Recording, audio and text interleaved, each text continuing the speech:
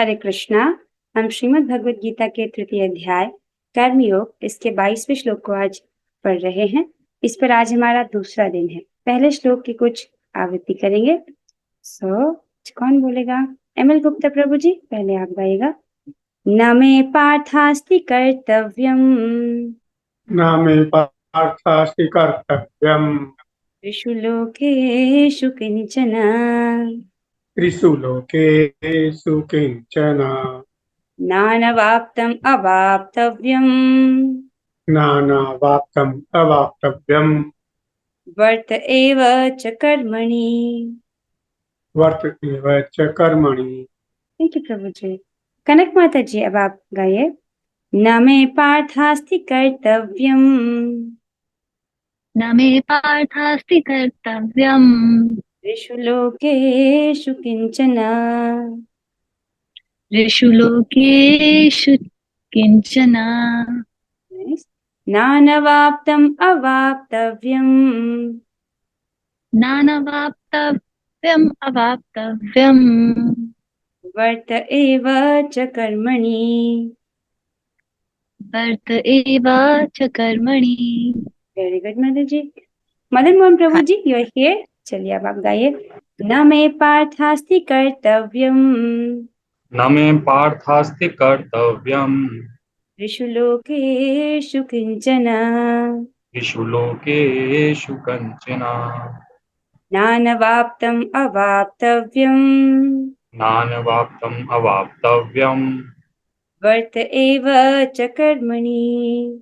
वर्त एव च कर्मणि। बहुत सुंदर प्रभु जी, आप सबने बहुत सुंदर गाया। देखिए हम भगवान के लिए कैसे हैं, उनके बच्चे जैसे हैं ना। तो अगर हम लड़खड़ाते भी हैं तो भी उनको अच्छा ही लगता है। जैसे एक छोटा बच्चा तोतली आवाज में बोलता है तो माता पिता को बहुत सुख मिलता है। ऐसे ही जब हम भगवत गीता के श्लोकों को गाने का प्रयास करते हैं, चाहे हम उसमें अटक क्यों न रहे हों, लेकिन भगवान को ये बहुत सुख देता है। क्यों? क्योंकि हम भगवान की आज्ञा का पालन कर रहे हैं। भगवान ने क्या आज्ञा दी है कि अपनी बुद्धि को मुझ में लगाओ। राइट? जब हम आज्ञा का पालन करते हैं, कोई भी संतान अगर माता पिता का जो है आज्ञा का पालन करती है तो माता पिता को सुख मिलता है। वही संतान अवज्ञा करे तो माता पिता को अच्छा नहीं लगता। राइट? और भगवान कृष्ण तो उनका हृदय कैसा है? करोड़ों करोड़ों माओ का जो हृदय है, करुणामयी माओ का जो हृदय है, वैसा हृदय है कृष्ण का। राइट? तो जब हम स्टम्बल भी कर रहे हैं, अटक भी रहे हैं, तो भी कृष्ण को बहुत सुख मिलता है। ओके, बहुत अच्छे। जानेंगे इस श्लोक में भगवान क्या कह रहे हैं। भगवत गीता के महात्म्य में हम ये पढ़ते हैं कि जिस घर में भी भगवत गीता विराजमान है, जिसके भी घर में भगवत गीता है, वहां पर समस्त तीर्थ जो है वो विद्यमान रहते हैं। तो हर व्यक्ति के घर में भगवत गीता तो होनी ही चाहिए। और मुझे तो लगता है यहाँ पर सभी भक्तों के घर पर भगवत गीता तो होगी ही, ग्रंथ तो होगा ही, है ना? Isn't it? आप सबके घर में है ना ग्रंथ भगवत गीता का? Just give me a hand जिसका घर पर भगवत गीता नहीं है ग्रंथ। सबका है ना? हाँ, तो आपके घर पर प्रयागराज सहित सारे तीर्थ विद्यमान हैं। और जहां भी भगवत गीता का पठन पाठन होता है, वहां भगवान श्री कृष्ण श्रीमती राधा रानी के साथ बहुत प्रसन्नता के साथ रहते हैं। यही तो हमारे जीवन का उद्देश्य है कि श्रीमती राधा रानी और भगवान श्री कृष्ण हमारे प्रयासों से प्रसन्न रहे। और आप गीता को सुन रहे हो, पढ़ रहे हो, इससे वे बहुत प्रसन्न होते हैं। आइए जानते हैं कि भगवान इस श्लोक में क्या कहते हैं। भगवान कहते हैं, हे पृथा पुत्र, तीनों लोकों में मेरे लिए कोई भी कर्म नियत नहीं है। क्यों? क्योंकि न तो मुझे किसी वस्तु का अभाव है और न ही आवश्यकता ही है, तो भी मैं नियत कर्म करने में तत्पर रहता हूँ। राइट? हमने इसको पिछली क्लास में पढ़ा था। भगवान के लिए कोई भी कार्य करनी नहीं है, कोई भी उनका नियत कर्तव्य नहीं है। राइट? फिर भी वे अपने सारे नियत कर्मों को करने के लिए बहुत तत्पर रहते हैं। ऐसे क्यों करते हैं भगवान? एक आदर्श प्रस्तुत करने के लिए। राइट? उनको देख देख करके जो सामान्य जन है वो भी अपने नियत कर्मों को करेंगे। इसलिए भगवान नियत कर्मों को बहुत अच्छे से करते हैं। ठीक है? जैसे जो गृहस्थ भक्त यहाँ पर उपस्थित है कक्षा में, राइट? बहुत सारे ऐसे गृहस्थ भक्त हैं कक्षा में जो सुबह 16 माला पूरी कर लेते हैं। वो भी आदर्श प्रस्तुत करते हैं बाकी गृहस्थों के लिए कि गृहस्थी में होकर के भी 16 माला जप करना, 4 नियमों का पालन करना, श्रवण कीर्तन के लिए अपने जीवन को ढाल लेना संभव है। वो इस स्टैंडर्ड को जीकर ये बात आदर्श प्रस्तुत करते हैं उन सभी भक्तों के लिए, सभी गृहस्थ भक्तों के लिए, राइट। सो आगे चलते हैं। हम इसको पूरा नहीं कर पाए थे कल के श्लोक में, तो हम आगे पढ़ेंगे। जैसे कि भगवान उदाहरण देते हुए बोलते हैं कि जनक महाराज जो हैं वे भी स्वरूप सिद्ध व्यक्ति हैं, वे भी नियत कर्म उन्होंने किए जन सामान्य जनों को शिक्षा देने के लिए। और भगवान अब अपना उदाहरण देते हुए कहते हैं कि मुझे कोई कार्य करने की जरूरत नहीं है, राइट। क्यों? क्योंकि मुझे सब कुछ तो भगवान का ही है, उनको किसी भी वस्तु का अभाव है ही नहीं, ना ही उनको किसी चीज की आवश्यकता है, फिर भी वे अपने नियत कर्म को करने में तत्पर रहते हैं। और भगवान यही एक्सपेक्ट कर रहे हैं अर्जुन से, राइट, कि अर्जुन भी अपने नियत कर्मों को करें एक आदर्श प्रस्तुत करने के लिए। हमने कल इसे पढ़ा था, आज हमें यहां से पढ़ना है। हम कल जान रहे थे कि उनकी कोई भी इंद्रिय अन्य किसी इंद्रिय का कार्य संपन्न कर सकती है। अब हम यहाँ से आगे पढ़ते हैं। तो प्रभुपाद जी कह रहे हैं, चूंकि भगवान में प्रत्येक वस्तु ऐश्वर्य से परिपूर्ण रहती है और पुण्य सत्य से ओतप्रोत रहती है, अतः उनके लिए कोई कर्तव्य करने की आवश्यकता नहीं है, राइट। भगवान को कोई भी कर्तव्य करने की आवश्यकता नहीं है। कर्तव्य करने की आवश्यकता किससे होती है ये हम पढ़ चुके हैं पिछले श्लोक में, राइट। जिस व्यक्ति का, जो अज्ञ व्यक्ति है, जिसका अंतःकरण अशुद्ध है, उसके लिए वैदिक नियम बताए गए हैं, वैदिक वेदों के अनुसार नियत कर्म निर्धारित किए गए हैं ताकि वो उनको करे और उसका जो चित्त है वो क्रमशः शुद्ध हो, राइट। भगवान तो पवित्र है, भगवान तो परम है, उनसे परे कुछ है ही नहीं, उनके लिए कोई कर्तव्य उनको करने की आवश्यकता नहीं रहती। जिसे अपने कर्म का फल पाना है उसके लिए कुछ न कुछ कर्म नियत रहता है, राइट। जो व्यक्ति अपने कर्म का फल चाहता है, कैसा भौतिक फल चाहता है, उसके लिए कुछ ना कुछ उसको नियत कर्म करना ही है। परंतु जो तीनों लोकों में कुछ भी प्राप्त करने की इच्छा नहीं रखता, उसके लिए निश्चय ही कोई कर्तव्य नहीं रहता। तो भगवान के पास सब कुछ तो भगवान का है, उनको किसी भी चीज की आवश्यकता नहीं है, राइट। और प्रभुपाद जी जिस शैली में यहाँ पर वर्णन कर रहे हैं, वे कह रहे हैं कि जिसको तीनों लोकों में कुछ भी प्राप्त करने की इच्छा नहीं है, राइट। तीनों लोक अर्थात ये ऊर्ध्वलोक, पृथ्वीलोक और ये जो अधोलोक है, अर्थात भौतिक ब्रह्मांड की बात कर रहे हैं। जिसको इस भौतिक जगत में कुछ भी प्राप्त करने की इच्छा नहीं है, उसके लिए निश्चय ही कोई कर्तव्य नहीं रहता, राइट। तो भक्तों को इस भौतिक जगत में कुछ भी नहीं चाहिए, राइट। तो इसीलिए स्वरूप सिद्ध व्यक्ति के विषय में भी हमने पढ़ा, उसके लिए भी कोई नियत कर्तव्य करने की उसको आवश्यकता नहीं है, राइट। वो क्या करता है? केवल कृष्ण भावना भावित कर्म, राइट, भगवान की प्रसन्नता के लिए वो कार्य करता है। आगे चलते हैं। फिर भी क्षत्रियों के नायक के रूप में भगवान श्री कृष्ण कुरुक्षेत्र की युद्ध भूमि में कार्यरत हैं, क्योंकि क्षत्रियों का धर्म है कि दीन दुखियों को आश्रय प्रदान करें। यद्यपि वे शास्त्रों के विधि विधानों से सर्वथा ऊपर हैं, फिर भी वे ऐसा कुछ भी नहीं करते जो शास्त्रों के विरुद्ध हो। अब इस बात को समझिए। तो भगवान, आपने अभी जाना कि उनके लिए कोई भी नियत कर्तव्य करने की उनको आवश्यकता है ही नहीं, राइट। वो शास्त्रों के नियमों से ऊपर है, फिर भी देखिए वो अभी सारथी के पद पर हैं और अपने कर्तव्य को बहुत अच्छे से कर रहे हैं, राइट। यहाँ पर एक सुंदर सी कथा एक सुंदर सी कथा का श्रवण करते हैं। जब भीष्म पितामह, राइट, और अर्जुन का द्वंद्व युद्ध हो रहा था, राइट, और भीष्म पितामह थोड़ा ढीला लड़ रहे थे क्योंकि अर्जुन से वो बहुत स्नेह करते थे। अब ये जब दुर्योधन ने देखा तो उसको ये बात अच्छी नहीं लगी, अभी तो बहुत कुपित भी हुआ। तो उस रात जब युद्ध का समाप्त हुआ, रात्रि में वो शिविर में भीष्म पितामह से आकर कुछ कटु वचन कहता है। वो कहता है कि मैंने तो युद्ध आपके भरोसे शुरू किया था, लेकिन आप अपने पूरे सामर्थ्य के अनुसार नहीं लड़ रहे हैं। आपके भरोसे ही मैंने इस युद्ध को किया और आप जो है अर्जुन को मार ही नहीं रहे हैं और हमारे जो योद्धा हैं वो आए दिन मृत्यु को प्राप्त हो रहे हैं। और यहाँ तक कह दिया दुर्योधन ने कि आप अन्न तो हमारा खा रहे हैं लेकिन आप सहायता पांडवों की कर रहे हैं। अब ये बात जब भीष्म पितामह सुनते हैं उनको ये बात बहुत चुभती है। क्यों? क्योंकि राज्य तो भीष्म पितामह का था ना। महाराज शांतनु के पुत्र हैं भीष्म पितामह, तो राज्य के उत्तराधिकारी कौन थे? भीष्म पितामह। उन्होंने स्वेच्छा से ये राज्य दे दिया अपने सौतेले भाइयों को, सत्यवती जी के पुत्रों को, राइट। अपना राज्य जो उन्होंने स्वेच्छा से दिया, अब उनके ही जो पुत्र वो कह रहे कि आप अन्न हमारा खाते हो। उनको ये बात बहुत चुभी।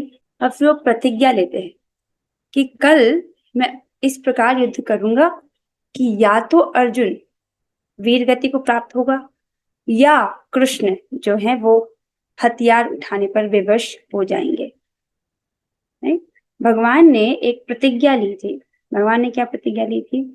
कि मैं इस युद्ध में, क्योंकि ये युद्ध संबंधियों के बीच हो रहा है, इसलिए मैं इस युद्ध में शस्त्र का उपयोग नहीं करूंगा। नहीं, मैं अस्त्र शस्त्र नहीं उठाऊंगा। तो इस भरोसे पर युद्ध हो रहा था, क्योंकि देखिए भगवान अगर शस्त्र उठा रहे हैं तो कोई भी योद्धा कहाँ टिकने वाला है? नहीं, तो भगवान ने कहा था कि मैं युद्ध नहीं करूंगा। अब जब भीष्म पितामह इस प्रकार की प्रतिज्ञा लेते हैं तो दुर्योधन बहुत प्रसन्न होता है। फिर वो सोचता है कि चलो अर्जुन मारा जाएगा। अगर ऐसा नहीं भी हुआ तो जो कृष्ण है उसकी प्रतिज्ञा टूट जाएगी, और वो ये सोच के बहुत प्रसन्न होता है कि हाँ थोड़ा इसका अपयश होगा, राइट। भगवान का यश तो पूरे जगत में फैला है, लेकिन दुर्योधन बहुत इससे प्रसन्न होता है कि इसका अपयश फैलेगा, इसकी प्रतिज्ञा टूटेगी तो अच्छा है, ऐसे करके बहुत खुश होता है। अब अगले दिन भीष्म पितामह युद्ध भूमि में बहुत भीषण तरीके से युद्ध करते हैं। आज वो ऐसे लड़ रहे हैं मानो आज अर्जुन का आखिरी दिन हो।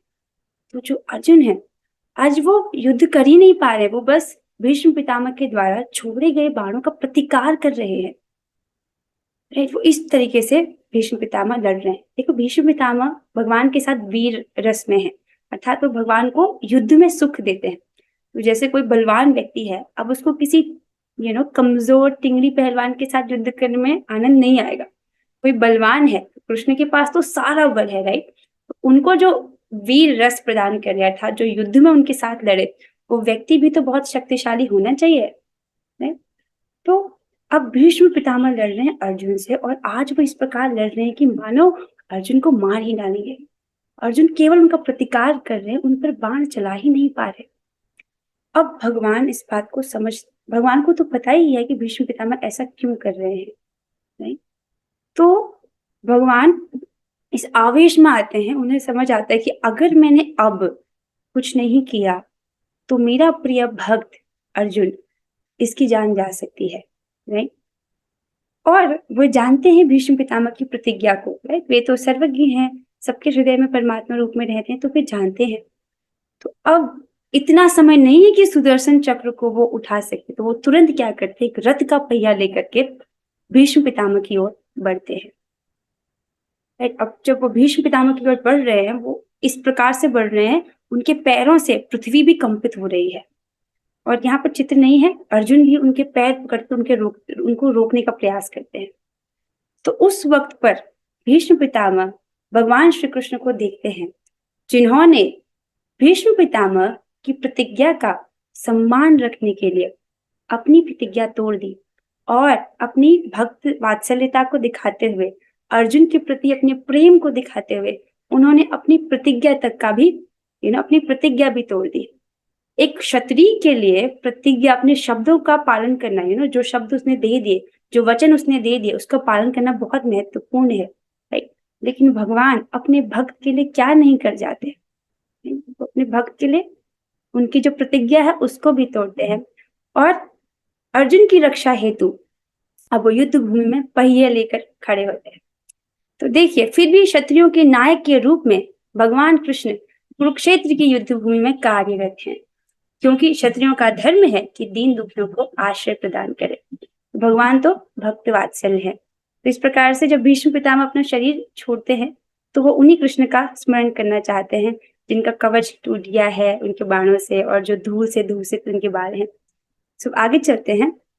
सो इस प्रकार से भगवान जो है कुरुक्षेत्र के युद्ध स्थल में कार्यरत हैं, यद्यपि उनको कुछ भी करने की आवश्यकता नहीं है। अब आगे वाली लाइन को समझना बेहद महत्वपूर्ण है, राइट। आगे क्या लिखा है, यद्यपि वे शास्त्रों के विधि विधानों से सर्वथा ऊपर हैं, राइट। ये जो शास्त्रों के विधि विधान है वो भगवान के लिए नहीं है, राइट। हमने इसको पढ़ा था कि वेदों में इतने नियत कर्तव्य क्यों बनाए गए हैं, क्यों बनाए गए हैं? एक अज्ञ व्यक्ति के लिए जिसका चित्त अशुद्ध है, वो उन नियमों का पालन करे और उसका चित्त का शुद्धिकरण हो, ये उसका उद्देश्य है। अगर किसी व्यक्ति का चित्त शुद्ध हो गया है, वो स्वरूप सिद्ध हो गया है, उसको आत्म साक्षात्कार हो गया है, उसके लिए ये नियम नहीं है, राइट। ये हम पढ़ चुके हैं। अब तो फिर भगवान के लिए तो कहना ही क्या, यद्यपि वे शास्त्रों के विधि विधानों से सर्वथा ऊपर हैं, फिर भी वे ऐसा कुछ भी नहीं करते जो शास्त्रों के विरुद्ध हो। इसको समझिए, राइट। ऐसा वे कुछ भी नहीं करते जो शास्त्रों के विरुद्ध हो, राइट। अब देखिए यहाँ पर जो भौतिकतावादी लोग हैं उनको थोड़ा परेशानी हो सकती है। मतलब जैसे यहाँ पर क्या लिखा है, यद्यपि वे शास्त्रों के विधि विधानों से सर्वथा ऊपर हैं, फिर भी वे ऐसा कुछ नहीं करते जो शास्त्रों के विरुद्ध हो। अब कोई भौतिकतावादी ये प्रश्न करे कि तो फिर भगवान ने रासलीला क्यों करी, राइट। रासलीला में वृंदावन की गोप वधुओं के साथ उन्होंने रास क्यों रचाया, राइट। यहाँ पे तो लिखा है कि वो शास्त्रों के विधि विधानों से सर्वथा ऊपर हैं, तो वृंदावन की गोप वधुओं के साथ रास क्यों रचाया अर्धरात्रि में, राइट। अब इसको समझिए ना, इस श्लोक में हमने क्या पढ़ा, इसको समझना बहुत आवश्यक है। देखिए आपको लीला तब अच्छे से समझ आएगी जब आपको तत्व अच्छे से समझ आएगा, ठीक ही नहीं तो वरना व्यक्ति लीला को गलत ही समझेगा, गलत ही उसको अप्लाई करेगा। इस श्लोक में हमने क्या पढ़ा, इस श्लोक के तात्पर्य में कि भगवान की सारी इंद्रियां कैसी हैं, दिव्य है, राइट। इसको एक उदाहरण से समझिए, जैसे ट्रैफिक सिग्नल होता है ना, ट्रैफिक सिग्नल, उस पर आम जनता जो जमीन पर चल रही है, जमीन पर चलने वाले वाहनों को इन नियमों का पालन करना पड़ता है। लेकिन अगर आप ट्रैफिक सिग्नल में एरोप्लेन ऊपर से क्रॉस कर जाए तो अब आप ये नहीं कर सकते कि अरे इसने तो नियम तोड़ दिया। तो ये सब नियम नीचे वाले वाहनों के लिए है, उनसे उसके लिए नहीं है, राइट। इस उदाहरण को समझना होगा। उसी प्रकार ये सब नियम किसके लिए है, अज्ञ व्यक्तियों के लिए है, राइट। भगवान पर लागू नहीं होते हैं। अब इसको और अच्छे से समझिए। देखिए इस जगत में भगवान कहते हैं कि ये जो पूरा जगत है ये मोहित रहता है, किसके द्वारा, प्रकृति के 3 गुणों द्वारा, और इस कारण ये मुझे नहीं समझ पाते। तो आगे चल के अर्जुन ये बहुत अच्छा प्रश्न भगवान से पूछते हैं, भगवान आप इतने महान व्यक्ति हैं, राइट, आप सर्वसमर्थवान हैं, और फिर भी ये जनता आपको जानती क्यों नहीं है, राइट। भगवान जब अपना वर्णन करते हैं, अपनी विभूतियों का वर्णन करते हैं, तो अर्जुन को आश्चर्य होता है कि ये जगत आपको जानता क्यों नहीं है। भगवान कहते हैं कि ये पूरा संसार भौतिक प्रकृति के 3 गुणों द्वारा विमोहित रहता है, भ्रमित रहता है, इसलिए मुझे नहीं समझ पाता।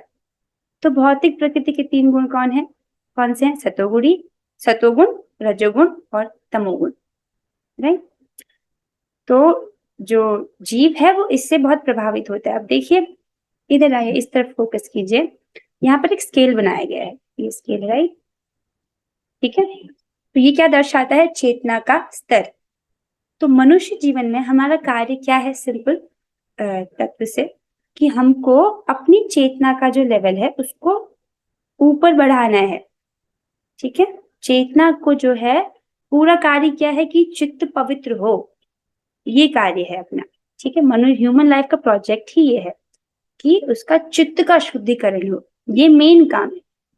अशुद्ध चित्त अर्थात वो भौतिक प्रकृति के गुण द्वारा प्रभावित है, इसीलिए उसका जो अशुद्ध चित्त है वो भौतिक भोगों की तरफ ही भागेगा, और भौतिक भोगों की तरफ भागेगा अर्थात भौतिक भोगों के प्रति जो वासना है वो और प्रबल होगी। और यदि भौतिक भोगों के प्रति वासना, एक भी वासना रह गई, तो कर्म बंधन निश्चित है, अर्थात जो दुख है जन्म मृत्यु जरा व्याधि का, वो तो लगेगा ही। तो इसलिए वो वहां बहुत बड़ा खतरा है। कार्य क्या है, हमको अपने चित्त का शुद्धिकरण करना है। अब आइए यहाँ पर एक उदाहरण दिया गया है, इसको आगे के अध्यायों में बताया जाएगा। जैसे जो तमोगुणी चित्त वाला व्यक्ति है होता है, यहाँ पर एक उदाहरण दिया गया है जिससे जानवरों में कुत्ता जो है वो तमोगुण में होता है, रजोगुणी चित्त हाथी जो है वो रजोगुण में होता है, और सतोगुणी चित्त इससे ऊपर गाय जो है वो सतोगुण में होती है। उसी प्रकार इंसानों में भी घोर तमोगुणी, रजोगुणी, सतोगुणी इस प्रकार की चेतना के आधार पर 4 लाख मनुष्य योनियां हैं, नहीं। और ये सब क्या है, भौतिक प्रकृति के 3 गुण है। और भगवान अध्याय 2 में क्या बोलते हैं, इसको बहुत ध्यान से सुनिए, ये तत्व समझना बहुत जरूरी है। भगवान अध्याय 2 में कहते हैं, हे अर्जुन तुम तीनों गुणों से ऊपर उठो, राइट। त्रैगुण्या विषया वेदा निस्त्रय गुण्यो भव अर्जुन, निर्द्वंद्व नित्य सत्वस्थो निर्योगक्षेम आत्मवान। क्या बोला, त्रैगुण्या विषया वेदा, जो वेदों में वर्णन जो तीनों गुण हैं इनसे तुम ऊपर उठो, ये सत्वगुण, रजोगुण, तमोगुण। भगवान क्या आदेश दे रहे हैं कि तुम दिव्य चेतना में स्थित हो जाओ, राइट। भगवान वे भी नहीं कह रहे कि तुम सिर्फ सत्वगुण तक रहो, भगवान कह रहे हैं इनसे ऊपर उठो, दिव्य चेतना में स्थित हो जाओ। क्योंकि जो भगवान के भक्त हैं वही भगवान को समझ पाते हैं, भगवान की लीला को समझ पाते हैं, क्योंकि भगवान कैसे हैं, दिव्य है, उनकी सारी इंद्रियां कैसी हैं, दिव्य है, उनकी लीला कैसी है, दिव्य है। तभी भक्त तभी समझ पाएगा जब वो दिव्य चेतना में हो, समझ रहे इसको। अब देखिए, भौतिकतावादी लोगों को इस बात से बहुत परेशानी होती है, ये जो कंट्रोवर्सी, हमारे कृष्ण को कंट्रोवर्सी बहुत पसंद है, उनको सिंपल सिंपल चीजें रास नहीं आती है, वो चाहते ही है कि कुछ कंट्रोवर्सी हो और लोग सोचे अच्छा अर्धरात्रि में गोपियों के साथ रास लीला, मतलब लोग ऐसे प्रश्न पूछें ताकि वो भगवान के बारे में सुने। क्योंकि भगवान क्या कहते हैं, जन्म कर्म च मे दिव्यम एवं यो वेति तत्वतः त्यक्त्वा देहम पुनर्जन्म नैति मामेति सु अर्जुन। भगवान कहते हैं कि मेरे जन्म और कर्म क्या है, दिव्य है, और जो व्यक्ति इसको समझता है, राइट, सिर्फ समझता है क्या कि भगवान के जन्म और कर्म दिव्य है, इतना से समझ गया तो क्या होगा, वो त्यक्त्वा देहम पुनर्जन्म, इस देह को त्याग करके उसका पुनर्जन्म नहीं होगा, अर्थात वो भगवान के धाम को प्राप्त करेगा। तो व्यक्ति को सारी बुद्धि कहाँ लगानी चाहिए, ये समझने में कि भगवान की लीलाएं, भगवान के जन्म और कर्म दिव्य हैं किस प्रकार से, राइट, उसको समझने में लगाना चाहिए। तो भगवान की सारी लीलाएं कैसी हैं, दिव्य हैं। अच्छा अब इधर आइए, तो जो व्यक्ति का चित्त है, चाहे वो तमोगुणी चित्त हो, रजोगुणी चित्त हो, सतोगुणी चित्त हो, हमारा कार्य है कि चेतना को शुद्ध करना, ऐसे कार्य को करना जिससे चेतना शुद्ध हो। अब जो भौतिक काम होता है वो रजोगुण से उत्पन्न होता है, जिसको भगवान आगे स्पष्ट करेंगे।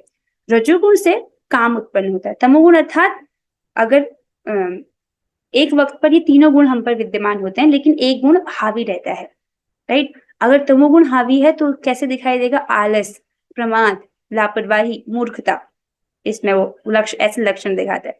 रजोगुणी व्यक्ति अगर रजोगुण प्रधान है तो क्या होता है, बहुत सारी इच्छाएं, कभी कभी कैसे तो बहुत सारी इच्छाएं होती है और बहुत सारे विचार। और रजोगुण में क्या होता है, अनियमित इच्छाएं, राइट, और भौतिक भोगों की इच्छाएं। और सतोगुण में क्या होता है, शांति और ज्ञान, राइट। लेकिन इतना भी पर्याप्त नहीं है, इससे भी ऊपर उठने को भगवान कह रहे हैं। तो जब व्यक्ति भगवान की रासलीला को के बारे में श्रवण करता है, स्पेशली भौतिकतावादी व्यक्ति, तो वो सोचता है कि ये ऐसा होगा जो रजोगुण से उत्पन्न लस्ट, काम, उसको वैसे कंपेयर करता है, जो कि बहुत बड़ी मूर्खता है। भगवान तो इससे प्रभावित होते ही नहीं है, भगवान तो दिव्य है। तो जो भौतिक ये भौतिक काम, जो भौतिक लस्ट है, वो तो रजोगुण से उत्पन्न होता है, और भगवान तो इन प्रकृति के गुणों से ऊपर हैं। आप समझ रहे हैं इस बात को। तो जैसा व्यक्ति इस जगत में दिखता है वैसा भगवान की लीला में नहीं है, ये बात तो स्पष्ट हो रही होगी। अब भौतिकतावादी व्यक्ति ऐसे प्रश्न भी पूछे तो मैं बेसिकली उनका जो चित्त का लेवल होता है नीचे ही होता है, राइट, थोड़ा सा डल होता है। तो आप वो प्रश्न पूछ रहे हैं का क्या, भगवान की नित्य लीला का, राइट, भगवान की रास लीला का। और फिर आप उनसे पूछो क्या आप साधना करते हो, नियमित रूप से आप जप कर रहे हो, नहीं। प्रसाद खाते हो, नहीं। आप नियमित रूप से श्रीमद् भगवद गीता, भागवतम की कथा सुनते हो, वो भी नहीं, राइट। तो अर्थात वो कोई भी ऐसा कार्य नहीं कर रहे जिससे निर्गुण वस्तु का नियमित रूप से वो सेवन कर रहे हो, अर्थात अपनी चेतना को पवित्र करने वाला कार्य नहीं कर रहे, राइट। ये तो ऐसा ही हुआ कि पहली क्लास का बच्चा है और 10वीं कक्षा का कोई प्रश्न पूछ रहा है, उसको क्या समझाएंगे? उससे बोलेंगे कि पहले आप साधना अच्छे से कीजिए, राइट? जैसे जैसे चित्त पवित्र होगा तो आप भगवान की लीला को भी समझ पाएंगे। भगवान की लीलाएं अति मधुर हैं, राइट? बहुत मधुर हैं और बड़े बड़े भक्त हैं, योगी जन उनकी लीला का आस्वादन करते हैं। जैसा कि आप जानते हैं कि स्वयं महादेव गोपी बनकर, गोपीश्वर महादेव बनकर भगवान की रासलीला में भाग लेते हैं। अगर ये कोई भौतिक जनित काम होता तो महादेव जो कि परम वैरागी हैं, राइट, वैष्णव शिरोमणि है, उनको इसमें इंटरेस्ट कैसे होता? इसलिए इससे भी समझना चाहिए। और एक और यहाँ पर उदाहरण दिया गया है कुएं के मेंढक का। एक कुएं की मेंढक को केवल कुएं की मेंढक का ही अनुभव है, राइट? तो एक दिन एक मेंढकी का बच्चा सागर को देखकर आया, समुद्र को, और समुद्र था है होता है बहुत विशाल। तो वो अपनी माँ से कहता है, माँ मैंने समुद्र देखा और समुद्र बहुत बड़ा था। माँ कहती है अपने आप को फुला के, क्या इतना बड़ा था? नहीं माँ, और बड़ा था। मेंढकी कहती, क्या इतना बड़ा था? थोड़ा और फुला के, नहीं माँ, थोड़ा और, बहुत बड़ा था। तो क्या इतना बड़ा था? मेंढकी अपने आप को पूरा फुला देती है, नहीं माँ, इससे भी बहुत बड़ा था। और अचानक विस्फोट की ध्वनि होती है और मेंढक फट जाता है। तो एक कुएं का मेंढक जिसको अनुभव ही नहीं है, उसको अनुभव किसका है? अपने केवल कुएं का। तो वो जानता ही नहीं कि इससे परे भी कुछ है। उसी प्रकार भौतिकतावादी व्यक्ति को केवल भौतिक भोगों का ही अनुभव है, इसलिए वो जानते ही नहीं कि इससे परे भी कुछ है, राइट? उसका आस्वादन करने का तरीका भी बता दिया गया है कि आप साधना भक्ति के नियमों का बहुत अच्छे से पालन कीजिए, अच्छे से हरिनाम जप कीजिए, नियमित रूप से भगवान की कथाओं का श्रवण कीजिए, वैसे कार्य कीजिए जिससे चेतना पवित्र होती है। कैसे पवित्र होती है? भगवान की कथा श्रवण से, राइट? श्रवण कीर्तन से, नाम जप से, राइट? इनको करना चाहिए। उससे क्या होता है? चेतना पवित्र होती है। फिर जितना जितना चित्त पवित्र होता है उतना उतना हम भगवान की दिव्य लीलाओं का आस्वादन कर पाते हैं। तो यहाँ पर आज की कक्षा जो है वो समाप्त होती है। एक और उदाहरण था, हम इससे कभी और ले लेंगे। ओके, सो इसी के साथ हम आज के जो डिस्कशन है उसको यहीं पर विराम देते हैं। सो देखिए, जो व्यक्ति नियमित रूप से श्रवण कीर्तन कर रहा है, भगवत गीता को नियमित रूप से सुन रहा है, वो बहुत बुद्धिमान व्यक्ति है। क्यों? क्योंकि अपने इस टेम्पररी देह से, एक टेम्पररी शरीर से शाश्वत जीवन की तैयारी कर रहा है। ये एक बुद्धिमान व्यक्ति का ही लक्षण है। और शास्त्र भी क्या कहता है? जय भजे कृष्ण सोई बड़ो चतुर, कृष्ण भक्त बड़ो चतुर, ऐसे करके चैतन्य चरितामृत में वर्णन आता है। तो ये बहुत बुद्धिमान व्यक्तियों का लक्षण है कि वे अपने टेम्पररी शरीर से एक शाश्वत जीवन की तैयारी कर रहे हैं। So with this we are ending the class here. अब हम 3 बार हरे कृष्ण महामंत्र करेंगे। चलिए हम सभी साथ में करते हैं। अपने माइक को आप ऑन कर लीजिए। जो भी बात आपने सीखी है कोई एक बात उसको जरूर लिखिएगा। अब हम 3 बार हरे कृष्ण महामंत्र करते हैं। चलिए साथ में करते हैं। हरे कृष्णा कृष्ण कृष्ण हरे हरे, हरे राम राम राम हरे हरे, हरे कृष्णा कृष्ण कृष्ण हरे हरे, हरे राम राम राम हरे हरे, हरे कृष्णा कृष्ण कृष्ण हरे हरे, हरे राम राम राम हरे हरे। श्रीमद् भगवद गीता की जय, श्री प्रभुपाद की जय। All glories to Shri Gauranga. Hare Krishna.